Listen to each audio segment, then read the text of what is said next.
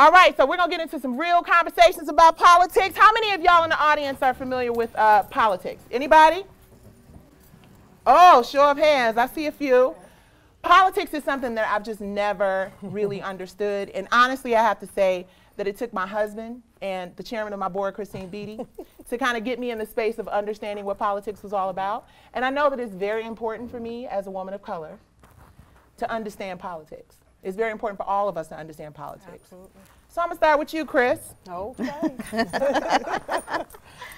Why is it important for us as women of color to have a better understanding of politics? I'll take it from a perspective of being a mother. I've worked in politics for years, so I know that. But starting with my girls young, I truly wanted them to understand their voice in this world, right? And our voice is oftentimes given away, and we don't even realize it, right? So when we vote, and people say it's a cliche and all this, but when you vote, it is your voice, right? So your involvement in politics and getting to actually know candidates who are running for office, and I'm not even just talking about presidential level or, you know, U.S. Senator. I'm talking about folks right at home who make the everyday policies. Like you heard in your introduction, Maria Boynton's video about the decriminalization of marijuana. That happened on the city council level. That's something right now that affected so many of our young African-American men and women riding around through this city, right? And who are disproportionately affected by such a law, but are able to benefit now because it becomes a misdemeanor or a ticket, not a felony and a loss of, you know, a life career path or something like that because you now have a record. Maria? Yes. So can you explain to me, when you say the decriminalization of marijuana, what specifically is happening, or do you know specifically? Either one of you can actually take that, but do you know specifically when we say decriminalization, does that mean that you can be riding around with a bag of and not get, or does that mean, what does that mean specifically? Well, what it means is initially you could be charged with anything, what, $1,000 fine. You couldn't get out of jail. Now it's not such a harsh penalty for you. You can pay your fine and you can get out of jail, so to speak, and you won't have to lose. So you'll still get pulled over. Yeah, you still have a ticket. And I want to say, I want to be real clear. You can't drive around under the influence. That's what I was going to say. When you hear decriminalization of marijuana, you think you can just rolling down the street. I mean, you know, but that's not what it is.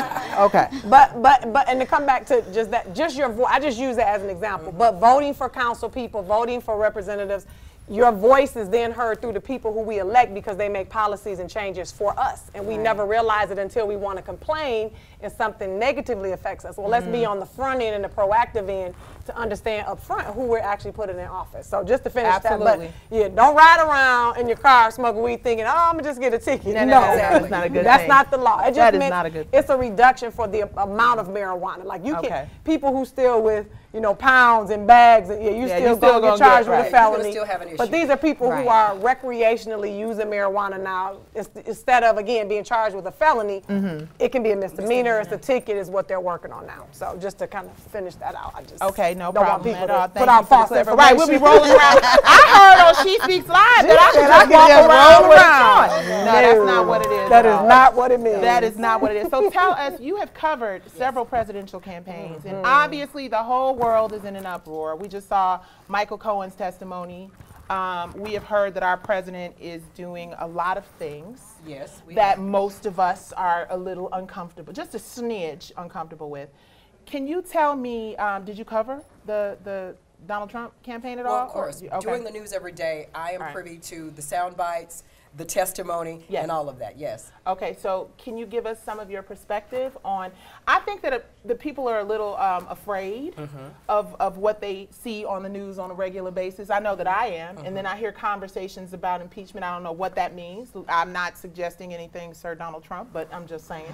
And of course, when you hear his former lawyer say he's a cheat, he's a racist, and then he goes into details about paying a woman off with a $35,000 check. I mean, that brings about concern for a lot of people, and that is what Mr. Cohen has said about his former boss, Donald Trump. He, of course, is going to jail for lying and for fraud and things of that nature.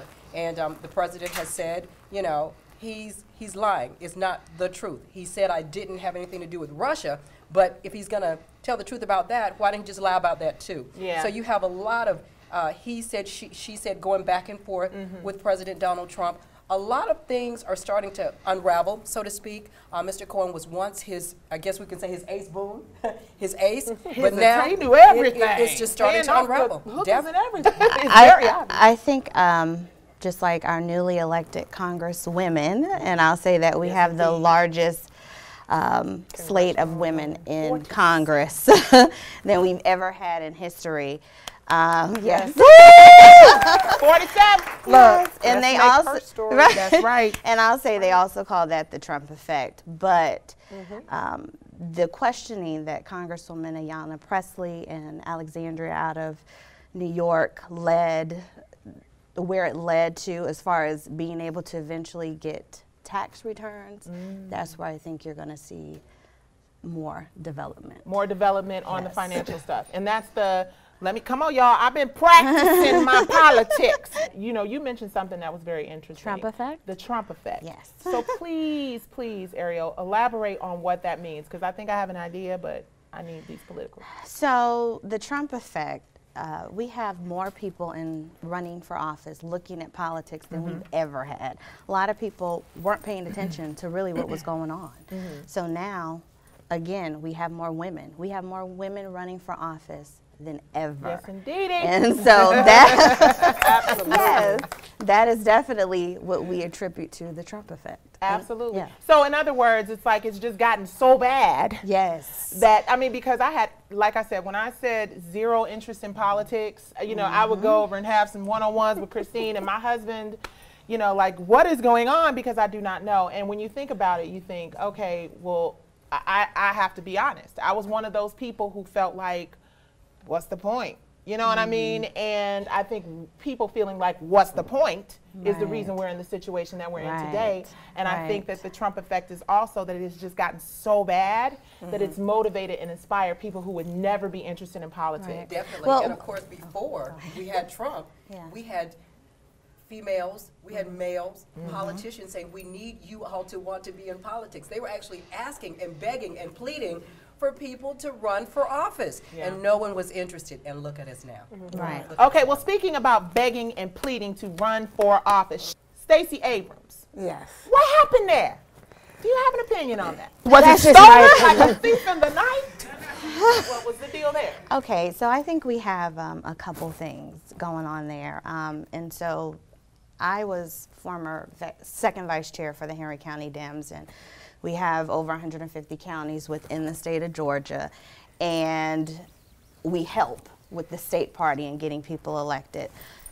What I feel for the Abrams campaign, I know for a fact we had people call us because their machines were flipping. We know that. When you say flipping, does that mean that the machines were like going from Stacey to the other guy? Well, yes. I'm sorry, y'all. That's disrespectful. Yes, it flipped. Their vote flipped. How is that possible? Dated equipment?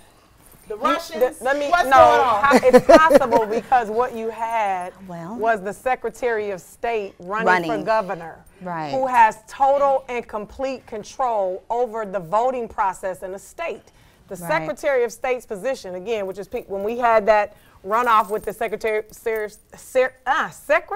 State position where we just had in this, everybody paid attention to the gubernatorial race, which was important, but that race was the second most important. It was. And when she lost and it was a runoff, I was praying people would put just as much energy into this runoff for the Secretary of State's position, because that's who makes the laws about where voting machines go, how counties operate. They regulate the entire voting process for a state.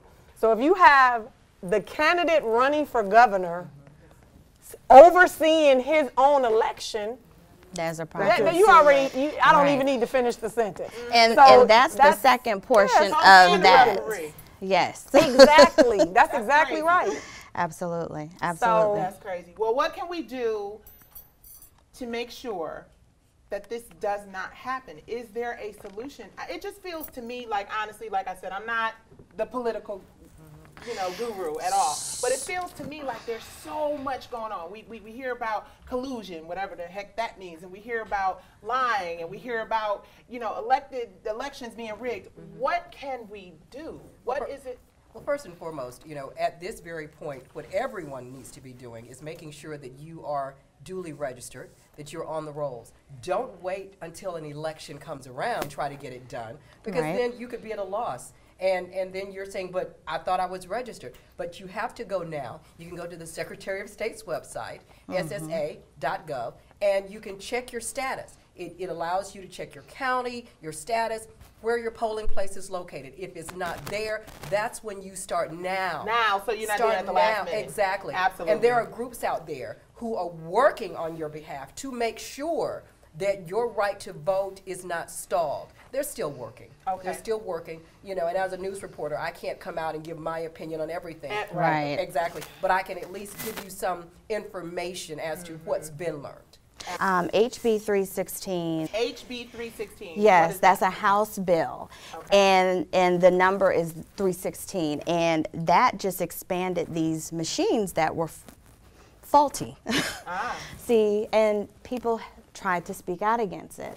But you have to get involved. You have to contact your legislators. But that should have never happened. We should not be spending more money on machines that weren't working properly in the first place. These are touch screen machines that give them out afterwards. Yeah. But the opponents of these particular machines were saying, we need machines where there is a paper, where there is a mark. Right, paper trail. Where there is a mark. And these machines do not provide that. Got it. Let me say something about these sisters that are in Congress right now. What does that mean?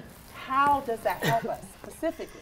What does it mean for people of color? I think it serves first and foremost as an inspiration, right? Indeed. Especially for our younger generation, our younger girls. Whenever I speak, if I'm at a college, if I'm speaking at a block club meeting, I'm always inspiring the next generation to. People say, oh, one day. No, you're the day. The day is here. Right. Now. So people go, oh my God, they're gonna run. No, you need to run. So I'm always encouraging, even if people never even thought about a career in politics, we have politicians that come from multifaceted backgrounds. You don't have to major in politics to then have a concern and care for your community and run and want to get involved. So I think first and foremost, it's gonna serve as inspiration. What my hope is, and I've been wanting this even before Donald Trump got elected, but I was hoping that would come to this after, is that we put together an agenda, and this, again, I'm speaking for the African American community, that somebody in the Congressional Black Caucus, because they do, and they put out an agenda, let me not say that, but that really speaks to, and they used to have town hall meetings, the CBC used to have town hall meetings in different states to kind of gather the information. What is it that communities are needing, right? Yeah. But the Trump effect now has taken a hold on our community so much, like we're trying to save, Supreme Court seats and judgeships. I mean, so the tide is kind of turning. So my hope is that those social justice issues, which is why I like the Congresswoman from New York talking about energy and green, green technology, and those things that really do mean something for us on a day-to-day basis, and we don't realize it, but we can't lose sight of the social agenda, the education, the job creation, those things that affect us every single day in our community. That's the thing about Trump.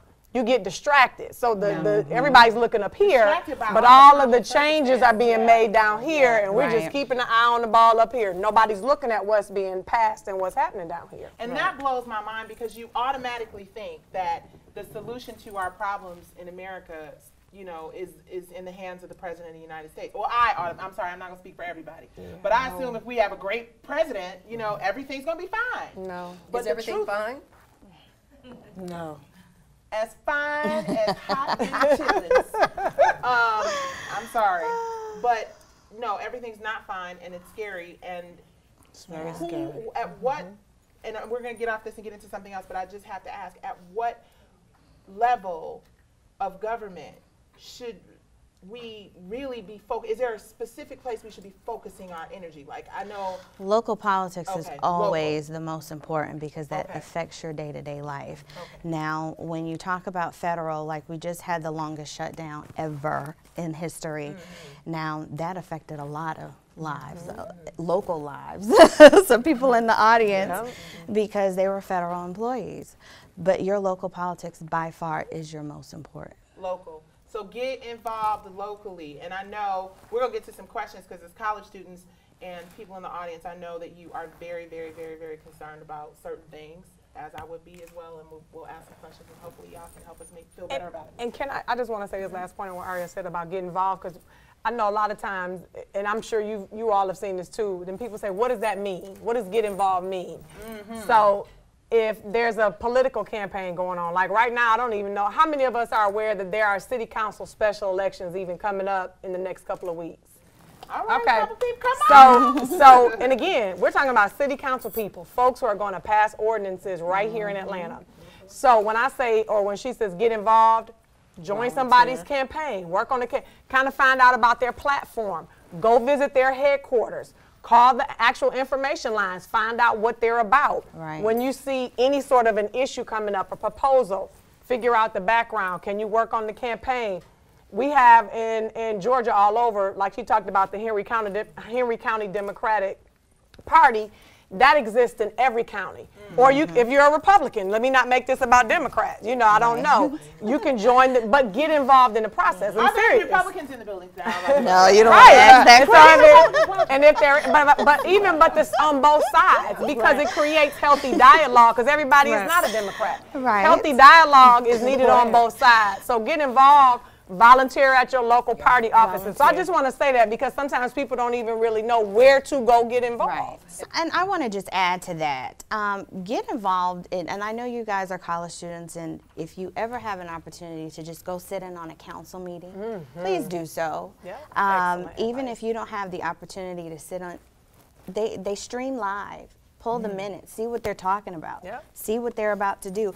Stay on top of things, stay on top of things. Even if you don't get involved in a campaign, always make sure you're aware of what's happening in your area. Find out who your representative is. Yes. And you can call their office, and you can have one-on-one conversations with them. So I'm sure some of you have questions for our wonderful panelists. They are so informed as it relates to politics. So this is the opportunity we give you to step up to the She Speaks Live mic. Hey guys, my name is Marquina Novembre. I'm a graduating senior here at Clark Atlanta University. Yes, thank you. I'm a business major, and I am the founder of a nonprofit entitled Breaking the Cycle. So I love this event. Awesome. We have events like this all throughout the semester. So my question for you all, you know, being a black woman is so important. You know, of course, I'm for empowering all women, but black women, we're extremely special, right? Come on. So especially when we have events on these HBCU campuses, you know, I'm all about just speaking about how black women can more so empower each other, you know, how we can more so break these chains that we're held by. And so how do you guys, how would you say, how can we avoid another Stacey Abrams situation happening? You know, because those type of things are, to us, it's like blatantly unethical to have somebody who is in the race, running the race. So it's like, if the law can't even step in and save us, you know, what can we do to team up so that those type of things don't happen? Because it seems like even when we are properly qualified, overly qualified, we are always being held down. So what are some things that you suggest that we can do here, even on this campus, as a coalition of black women and men to fight those things? You know, and when Nikki asked that question earlier, I had a two-prong. One of the things, they're in session now. We can get legislation passed that will prevent anyone overseeing an election to be in that election. I mean, it only makes sense. And that, you have to stay on your elected officials, because I promise you, they're always looking for legislative agendas at the beginning of the session. And they always want to know, what can we pass? And I'm always telling them. So yes, that's one thing we definitely can do, and one thing I would definitely encourage. And I want to kind of piggyback, because I'm always trying to get right to the nuts and bolts. Right. So what does that mean? We sit in the state capitol. Our legislators are right downtown, that Capitol building. The gold You dome. as a citizen, that belongs to us. Yes. So you can go right anytime it's in session. You, citizen, you can take your whole class. Like you talked about, you have a nonprofit, you have a group. Pull that group together. Take them on a trip. We're going to visit our legislators. You knock on those doors. I'm here, hi, I'm a student from Clark Atlanta University. I want to talk about this legislation. Google the legislation before you get there. I want to talk about this is what impacts us in my neighborhood. I want to talk about the last election. We were outraged because we saw it get stolen right before our eyes. What are you doing, Legislator X, to prevent that? And make them tell you. And that is their responsibility to talk. You can do that right now. On Monday, you can go. Yes. Monday. So when we say, I want to move it to the practical thing. Yes. College students have a huge voice. Y'all do. If you all said Clark Atlanta is marching on the Capitol on Monday, I guarantee you, y'all will be on the news. I guarantee you, and legislators will be like, oh my God, wait a minute, who's coming to the office? Get in the point. Yes, because you guys are voters and you have a voice. So we make impact in numbers and with your voice. How many of you saw the video? I know I did live video of State Senator Nikema Williams getting arrested in the state capitol after the election.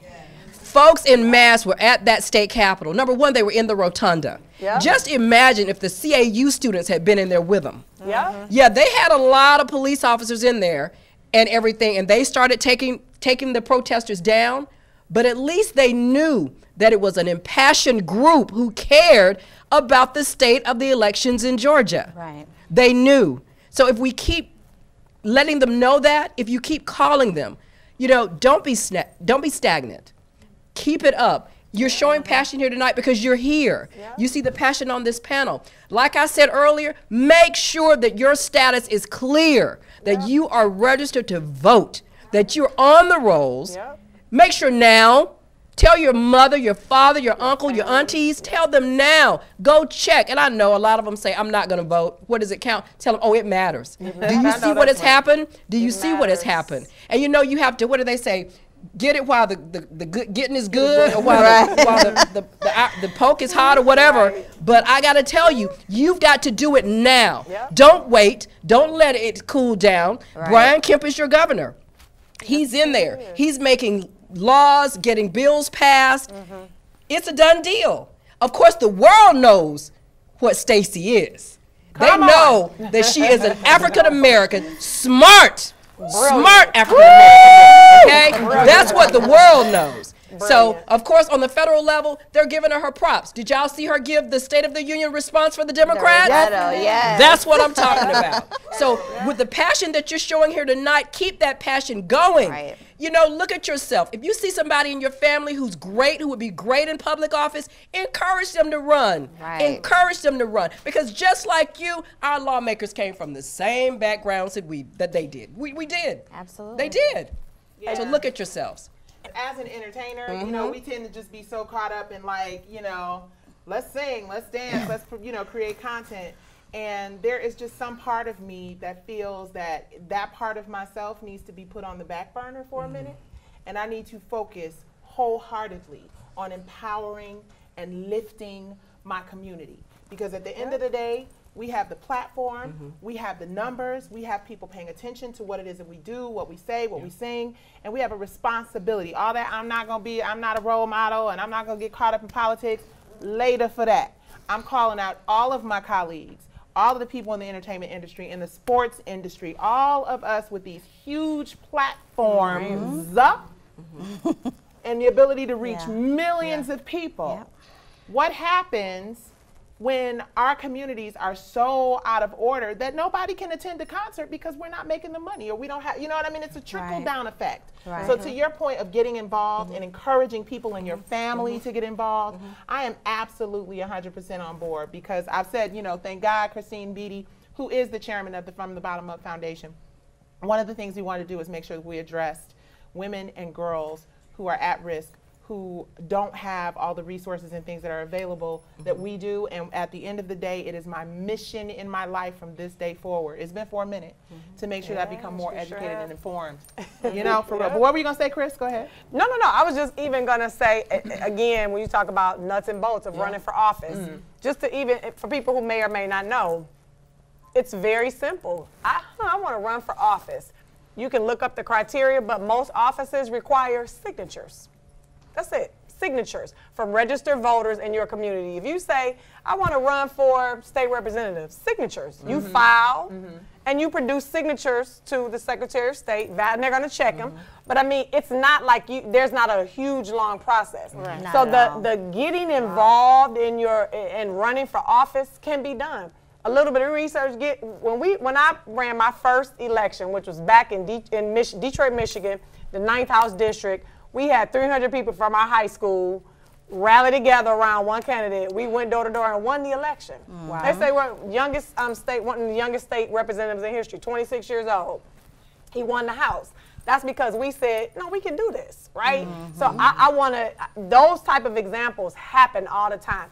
Grassroots is where things change. So I just want to encourage, it's not a difficult process. So don't let it make you afraid. And of course, everything comes with balance, okay? And I'm coming from a news reporter who interviews women of color, politicians. It comes with balance. Now, you know, you think everything's a game, whatever. When they get into that legislature, they don't have time for that. You get in your lane and you walk in that lane. So ladies, can you please very quickly share some last minutes advice on for those of us who want to really make a difference and make a change in politics? Well, first and foremost, I say make sure you're right. Make sure you're ready. Make sure everything is on point. And get your families out there, get them ready to vote, and make sure everything's right, because if you run, they need to support you, right? That's right. They need to be able to vote for you too. That's right. My advice to you. That's right. So I just want to end on this note. Black women, and I'm gonna speak to that, women of color have been the backbone. Come on. Now the actual facts support this, but we are the largest voting bloc, and we are solid. We got to use that. We have to leverage that and get involved. But run for office, and we're here to help. I'm gonna be a little more militant. Come on, Chris. Detroit versus everybody. Former chief of staff, don't play with her. But what I want, and what I mean by that is, I want to implore everybody to get knowledgeable about the issues, because it's real easy to kind of look at the pretty picture of stuff or just the basic headlines. And I tell my daughters all the time, don't just click on a headline and say, oh, did you hear what happened? No, because you didn't hear what happened. Read the entire story. Come on, yes indeed. Click and read the entire story and understand, because while black women are awesome and we are one of the largest voting blocs in the Democratic Party, that's it. But we are also the fastest growing population now in prison. And people don't pay attention. Black women, we are the fastest growing, or something crazy. Not in prison, but the fastest growing population is women. Absolutely. And so when I say listen to the issues, so just like this criminal justice reform that just happened, it benefited a lot of men, but now it's time to also pay attention to how that affects women. When women go to prison, they're forgotten about. So I know you got that group coming up next. Absolutely. But again, education. What Betsy DeVos is doing to our education system. She's the Secretary of Education. That didn't require legislation. She's bobbing and weaving in our education system every day, and you know how it affects us at the long term, because it's about funding and money. So here again, I just want us to stay diligent about digging behind the headlines and reading and finding information on legislation and stories. Amen. Amen.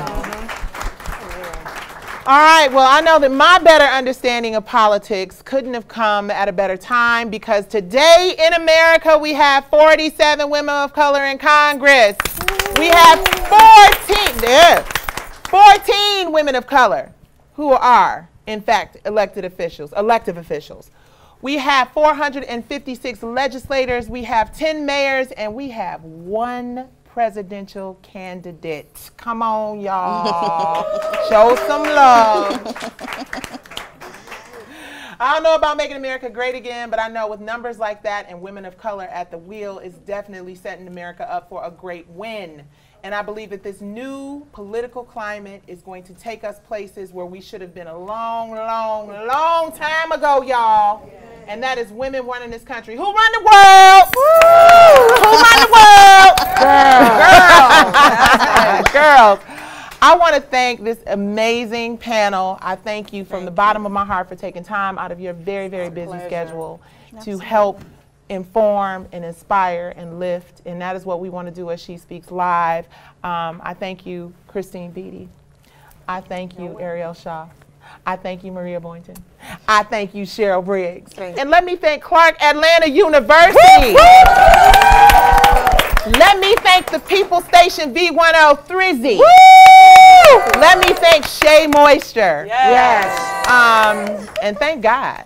At the end of the day, thank God that we're here. Up next, we are having a conversation. Chris touched on it. We all touched on it here about prison reform. And it is going to be deep because we got the Pink Panther clique. And let me tell y'all, it's not da-da, da-da, da-da. It's a whole different kind of clique, y'all. It's a whole different kind of thing, and I'm so excited to have them. So thank y'all for tuning in and watching live, and thank y'all for being here. It is She Speaks Live. I'm Nikki Gilbert-Daniels, and we're ready to do it. Thank you. Hi, I'm Christine Beatty, chair of the From the Bottom Up Foundation. I just want to take a second to tell you what the foundation is about and how it was founded.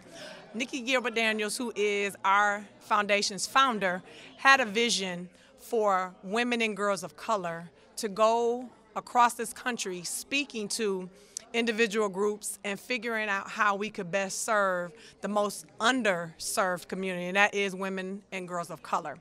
The foundation was then founded with the mission of completely giving access to women and girls of color who don't normally have that access to resources, be it mental health, economical, educational, motivational resources. And what we do is kind of hold town hall forums to make sure that we provide that access to conversation and information for the underserved population of women and girls of color.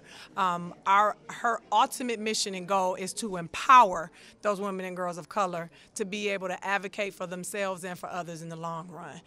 Takes one person to pull the one person up, and that is what we're dedicated to here at From the Bottom Up Foundation.